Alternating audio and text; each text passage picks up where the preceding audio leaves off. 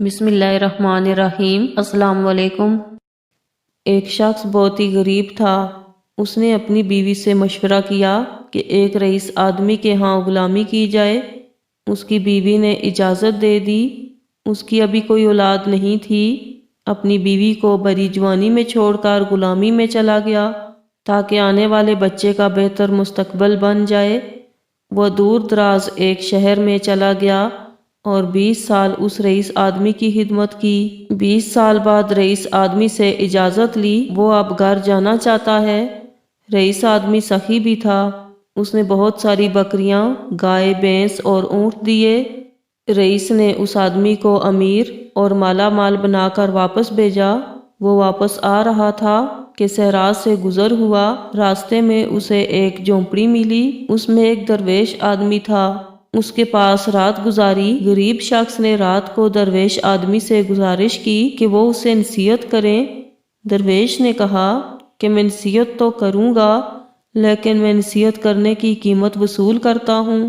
اس نے قیمت پوچھی تو درویش نے کہا کہ ہر نصیحت کے بدلے 1 اونٹ۔ اس نے کہا کہ میں مالدار ہوں، نصیحت مل جائے تو اونٹ کی کوئی بات نہیں۔ درویش نے پہلی نصیحت کی، جب بھی آسمان پر تارے ایک لائن میں دیکھو تو فوراً کسی پہاڑ پر چلے جانا، یہ سیلاب آنے کی نشانی ہے۔ اس شخص نے کہا یہ نصیحت کسی کام کی نہیں، مجھے کوئی اور نصیحت کی جائے۔ درویش نے کہا نہیں، پہلے قیمت ادا کرو۔ اس شخص نے 1 اونٹ دے دیا۔ دوسری نصیحت، بزرگ نے کہا جب بھی کسی شخص کی آنکھوں میں شیطانی چمک دیکھو تو اس سے بچنا، وہ تمہیں قتل کر دے گا۔ اس شخص نے کہا یہ نصیحت بھی کسی کام کی نہیں، مجھے کوئی اور نصیحت کی جائے۔ درویش نے کہا پہلے قیمت ادا کرو۔ اس شخص نے 1 اور اونٹ دے دیا۔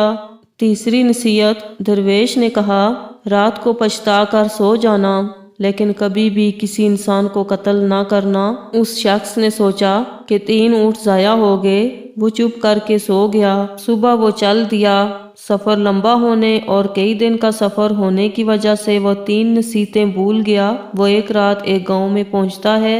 رات کو جب وہ سونے لگتا ہے تو آسمان پر دیکھتا ہے کہ تارے ایک لائن میں آ گئے ہیں۔ اس کو درویش کی نصیحت یاد آ جاتی ہے۔ وہ شور مچاتا ہے، گاؤں والوں پہاڑ پر چلو، سیلاب آنے والا ہے۔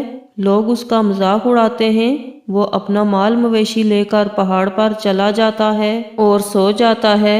صبح اٹھتا ہے تو دیکھتا ہے کہ نیچے سیلاب آیا ہوا ہے اور سارے گاؤں والے سیلاب میں بہہ گئے ہیں۔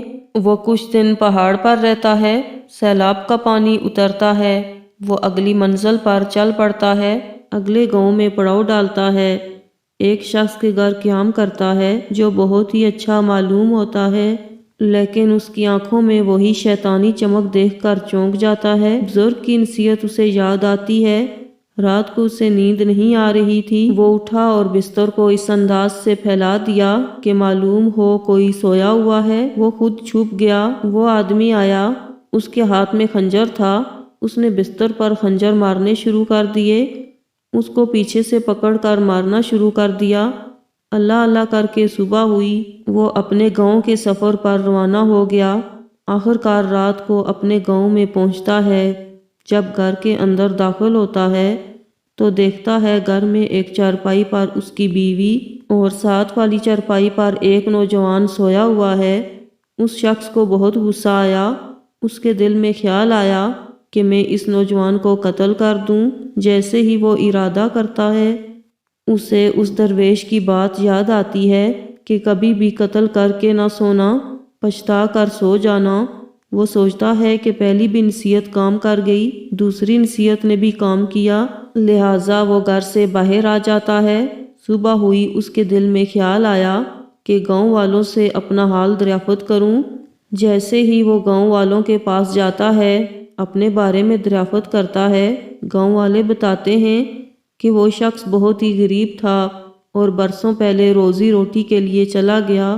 اس نے مزید دریافت کیا کہ جب وہ جانے لگا تو بچہ ہونے والا تھا۔ گاؤں والوں نے بتایا ہاں، اللہ نے اسے ایک بیٹا دیا ہے جو کہ اب کڑیل جوان ہو گیا ہے۔